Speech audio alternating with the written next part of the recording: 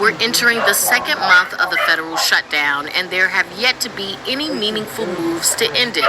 They may come, though, after Tuesday. NPR senior political editor and correspondent Domenico Montanaro joins us now to explain. Good morning, Domenico. Hey, Isha. So Tuesday is election day, and there are off-year races in a number of states.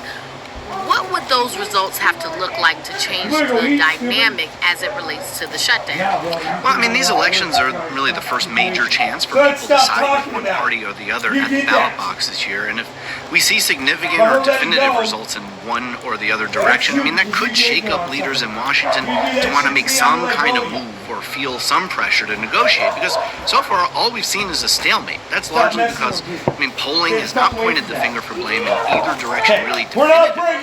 That's unlike 5 years ago when we had the longest shutdown in history. This looks like it's careening well past that. Back then, Trump got a more significant majority of the blame. But I will say the amount of people blaming Republicans has gone up slightly since the shutdown began. So Democrats feel good that they have a solid issue that they're talking about in healthcare and these subsidies that expire at the end of the year that could mean tens of millions of people see their healthcare prices go way up. President Trump isn't on the ballot, but he kind of is. Is he a boost for Republican candidates or a drag? Well, I mean, off-year and midterm elections are usually not kind to the president's party, and that's even worse when the president's below 50% in their approval ratings, and that's certainly the case for Trump and Republicans. His approval ratings have been somewhere between 39 and 41%, really come down since he started the second term.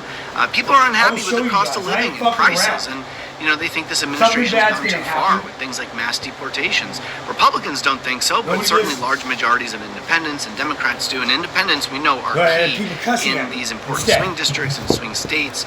Trump's certainly unpopular in Virginia and New Jersey, where we have these two big governors races on Tuesday. Those states lean left. So we've seen Democrats talk a lot about Trump, put them in their ads. Republicans, on the other hand, have been trying to steer clear of him, make these elections more local, if that tells you anything.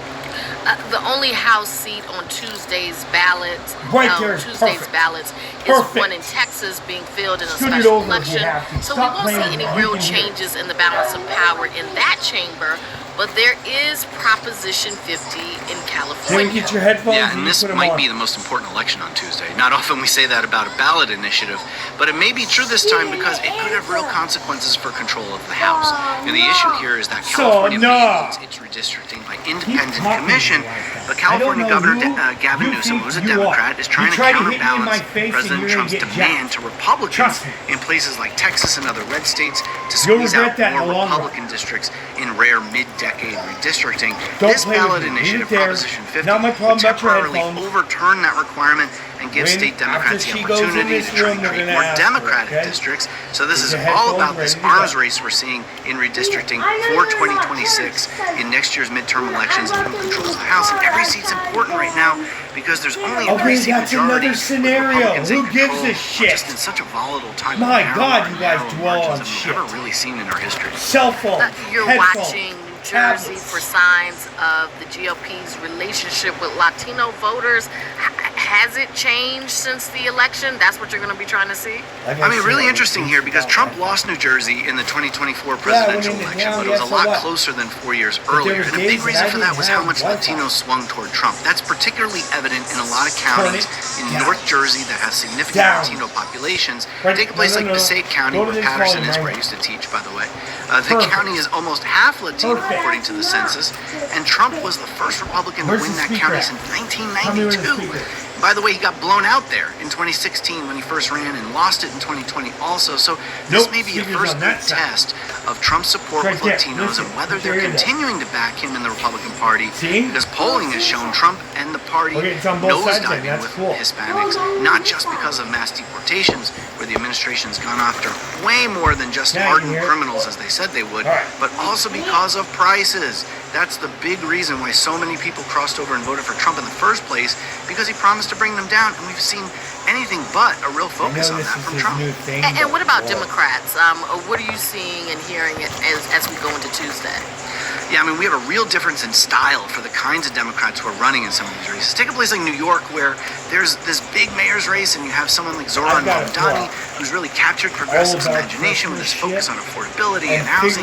His message has really broken through with younger voters, but Republicans have also turned him into a lightning rod, calling him extremist and radical for views on Israel and his comments on defunding police, something he's disavowed, says safety is a top priority. But contrast that with how someone like Abigail Spanberger is running for governor of Virginia, and in much more reserved style. And I think not just whether Mamdani wins, but how he governs, if he does win, is going to really determine just how far Democrats run with his message next year. I'm the one that figured out where the rubber man is. I will take That's NPR's Domenico Montanaro. Domenico, thanks so much. I got my Blu-ray player working, and I thought I broke it. Mom just bought it. President Trump's sweeping global tariffs face their most consequential test. The U.S. Supreme Court will hear oral arguments on Wednesday in two cases challenging the president's power to impose such taxes, which are historically Congress's prerogative. Michael McConnell represents one of the plaintiffs.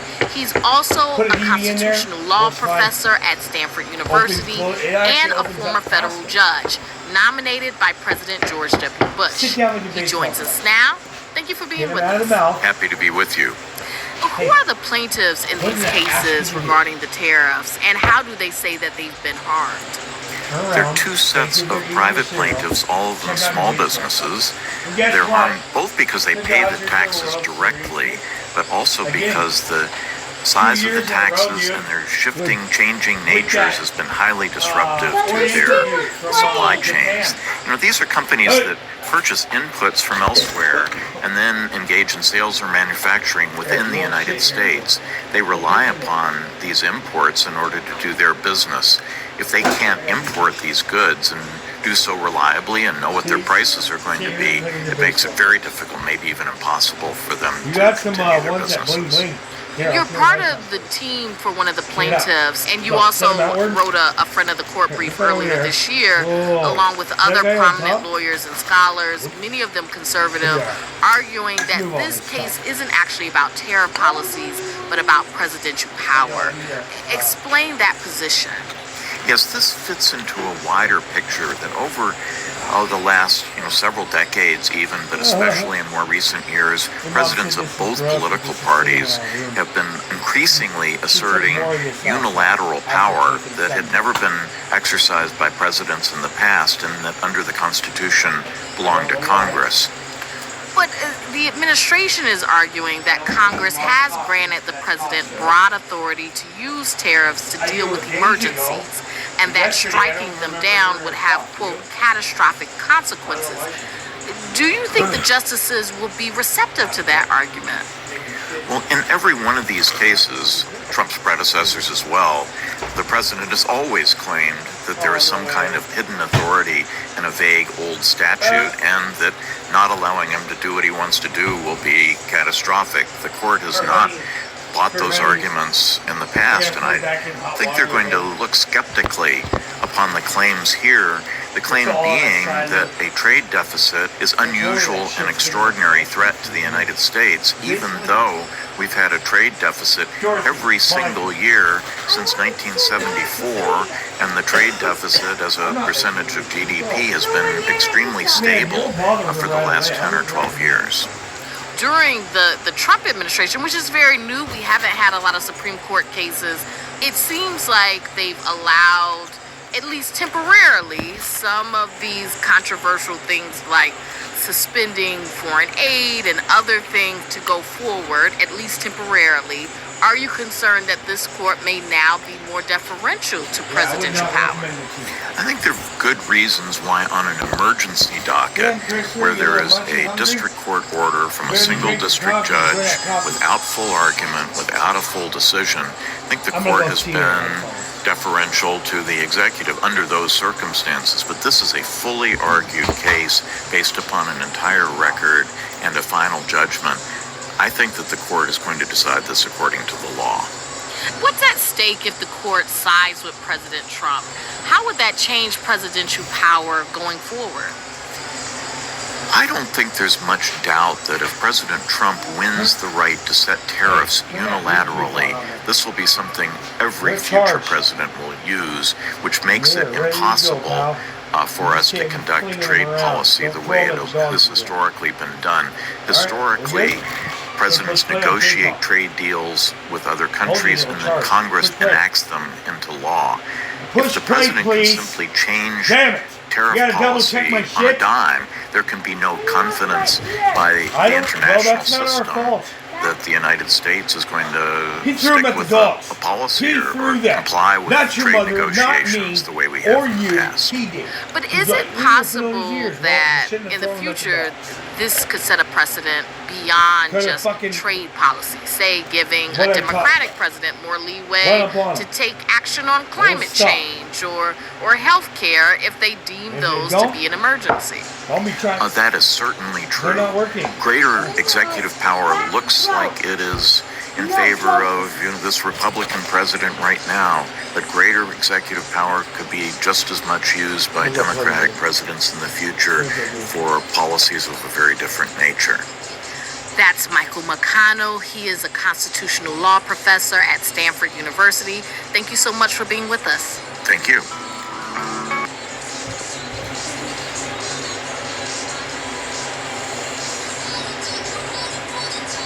The 2025 World Series is in the books, and it was an epic one. Early this morning in Toronto, the Los Angeles Dodgers, on the verge of defeat, stormed back to win one of the most memorable Game 7s in baseball history. An 11-inning thriller over the Blue Jays to repeat as World Series champions. Steve Futterman was there. Everything was looking good for the Toronto Blue Jays. They were up by 1 run and just 2 outs away from victory in the 9th inning when this happened. Drilled to left field and deep and gone! No way! Miguel Rojas! Second baseman Miguel Rojas, not known for his batting, smacked a home run as heard here on Fox. Suddenly, the Dodgers, who had trailed almost the entire game, tied it 4-4, forcing extra innings. In the 11th, another Dodger hit, another home run. Smith hits a high fly ball to deep left field. It's got a chance. It is gone! It's Will Smith in Game 7! That put LA on top 5-4. Toronto had a chance in the bottom of the 11th. The Blue Jays had runners on first and third with 1 out. The series ended on a double play. The Dodgers stand tall and win back-to-back titles. LA is the first team in 25 years to repeat as World Series champion. Dodger fan Jeff Reeve couldn't believe what he witnessed. You're down 3-0, but baseball, you got to play 9 innings, right? So it was amazing. This Blue Jay fan, Francis Logue, was still trying to figure out how it all fell apart. It was pretty heavy, but here we are. You'll make it through. I'll make it through, yeah, we'll make it through. We persevere, that's what Blue Jays do. There were so many twists and turns in this game. Dodger great Shohei Ohtani looked exhausted and lasted just over 2 innings in one of the worst pitching performances of his major league career. In the 4th inning, the benches cleared after a Blue Jay batter got hit by a ball. But the most remarkable aspect was Dodger pitcher Yoshi Yamamoto, who after starting and winning Game 6 the day before, returned to the mound as a reliever late in Game 7. In front of a stadium full of Canadian fans trying to will their team to the title, which they last won in 1993. He ended the series with 3 wins and was named MVP. Dodger manager Dave Roberts told reporters that Yamamoto is unique. It's unheard of, and I think that there's a mind component. There's a delivery, which is a flawless delivery. It's just he uses his body very efficiently, and it's the whole engine that works, and not just the arm. And his fellow Dodger pitchers agree. Tyler Glasnow says there's something in Yamamoto's approach, his throwing style, and his ability to conserve energy. He's a freak, man. Like, his work ethic is insane. He's like his preparation and the way he moves in the weight room is different than anything or anyone I've ever seen. As for the Dodgers, they can now be called a modern dynasty. The biggest payroll in baseball and the ability to stock their team with a powerhouse of players. The team's minority owner, former NBA basketball star Magic Johnson, argued that this World Series was great for the Right there sport. is perfect. This Right there. series probably Where's going to your be glamour card? record What I was talking viewership. about, you need to It figure was out outstanding. like this. And we probably brought in new Anything fans that because it blends was out, so like that, a well-played series. like that. And there is no telling how long the Dodgers can remain near the top. They are certain to be the preseason favorite when the 2026 baseball season begins in March. For NPR News, I'm Steve Futterman at the World Series in Toronto. Hey! I got to take care of these guys. They're hungry and they're fighting. Come on, this was a cool one. Just look, see what I'm Control talking the about? Senate, House, or Yeah, White that's a good House, one. which raises the I'll go stakes for through all the these and party find in them this like this. week's See? state and local elections. Voters in What did Virginia I and say? New Jersey Okay. go to the polls to choose new governors and decide which party controls the state house, which are both currently majority Democrat. And former President Barack Obama wants to keep it that way.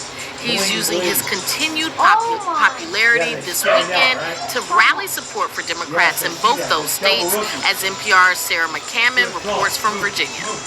As former President Obama took the stage in Norfolk, he used the moment to call out several of President Trump's recent actions. He said Trump is replacing career prosecutors with loyalists and targeting his enemies with investigations and prosecutions. We got a president who thinks it's okay to use the Justice Department to go after his political opponents. Hey, wait, don't boo. Vote. They don't hear boos, they hear votes. Obama campaigned on the campus of Old Dominion University alongside former Congresswoman Abigail Spanberger, the Democratic nominee for Virginia governor. At a time when Republicans and their allies control all three branches of the federal government, Obama's message to Democrats was that their votes can still make a difference in the off-year elections taking place this week. We all have more power than we think. We just have to use it. Even as many of Trump's actions have been unpopular with voters, the Democratic Party has struggled in recent months with historically low approval ratings. An NPR PBS News Marist poll in September found that congressional Democrats were less popular than their Republican counterparts, and all of them were less popular than Trump. Obama acknowledged that some voters, worried about the state of the economy and the country, had decided to give Trump a chance at another term. Now, 9 months later, you got to ask yourself, has any of that gotten better? LaShawn Jordan, who came to the rally from nearby Virginia Beach, said she'd voted for Trump, the first time in her 55 years that she'd ever voted for a Republican. She says she felt the country was failing, and she hoped Trump would turn it around. He talked things that he thought we wanted to hear. You know, we needed to hear those things, but we needed to hear them from a Democratic candidate. And a lot of us were bamboozled, you know, is a good word. Jordan works as a family engagement specialist at a public school in Norfolk. She says the federal government shutdown has been hard on some of the low-income families she serves. Jordan blames Trump and the Republicans for the impact of the shutdown, including uncertainty around food stamp benefits. And now he's taking those things away, or his party is, I don't know, I feel like he's taking those things away. And our kids and our families are suffering from that. Jordan says she hopes voters will elect Democratic candidates like Abigail Spanberger in Virginia to push back on some of Trump's policies.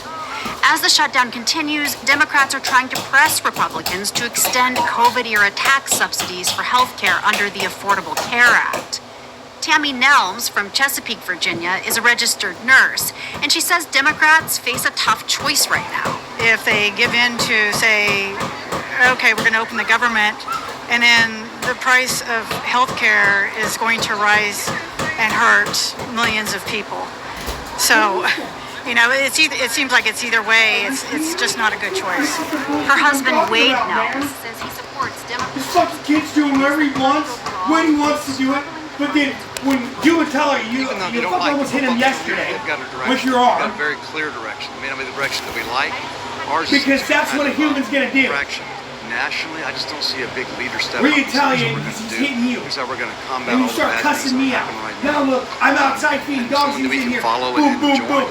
No The wonder why Democratic your Party mom will and you face want to one go of off. No wonder why I want its to go off. first major tests Because he of doesn't want to Trump's listen to second none of term when voters in Virginia He wants to and think a Noah's in handful of other fucking charge. places wrap up voting on Tuesday. Sarah McKemmon, Really, that's how he's NPR acting. I don't News, give a fuck if I'm Norfolk,